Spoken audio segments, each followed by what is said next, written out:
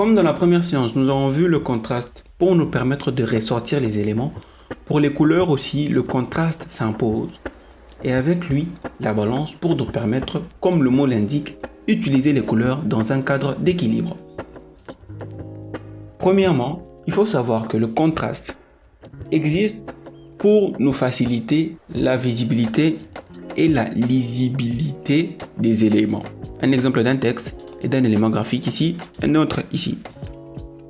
Et le but d'utiliser le contraste, c'est pour nous éviter de finir avec une création constituée de ce genre de couleurs.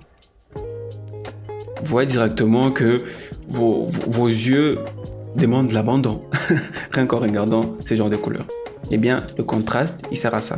Il vous permet d'analyser les couleurs que vous allez utiliser, pour voir comment cela peut ressortir et quelle impression cela donne. Vous voyez un peu. La plupart du temps, pour ressortir un texte, pour ressortir un élément, on utilise un fond de couleur assez terne ou soit sombre, et c'est qu'on y met dessus des couleurs assez fortes. Tout comme l'inverse aussi peut se faire. Et là où vous vous rendez compte automatiquement que ça a l'air plus léger, c'est plus doux, et ici au-dessus c'est un peu dur et c'est un peu sérieux, voilà un peu. Donc, et ça aussi c'est parmi les effets psychologiques que peuvent avoir les couleurs sur notre cerveau. Donc il faut aussi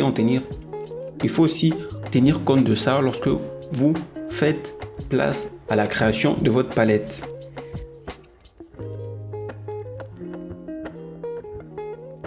On va maintenant parler de la balance.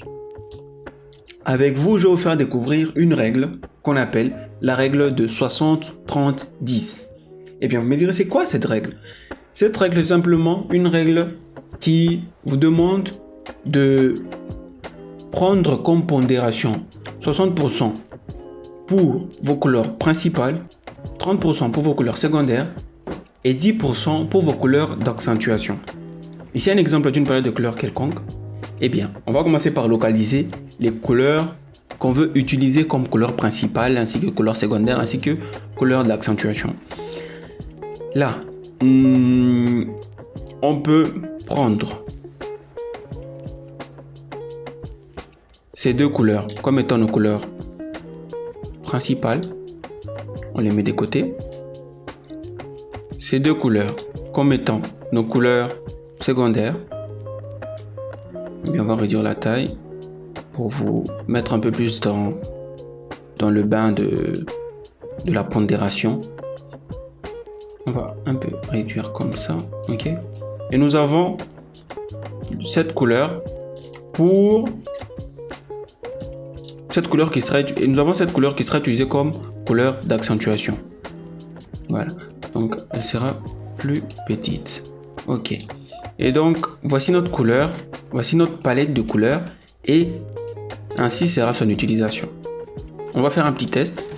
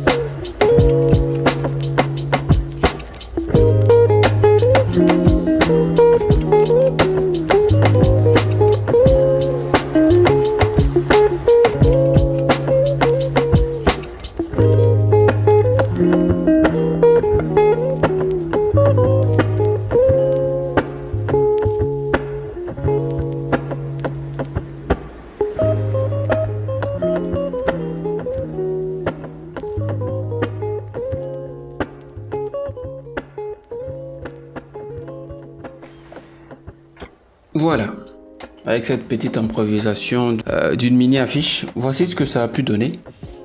Et maintenant, avec ça, vous avez bien pu remarquer que lorsque nous faisons attention à la balance, lorsque nous faisons attention au contraste avec l'application des précédents principes et notions, nous avons quand même pu assez bien gérer la partie colorisation de notre petite improvisation. Maintenant, c'est à votre tour de nous créer des belles choses attirantes avec des belles couleurs qui captent notre attention. D'ici là, portez-vous bien, rendez-vous à la 3e séance.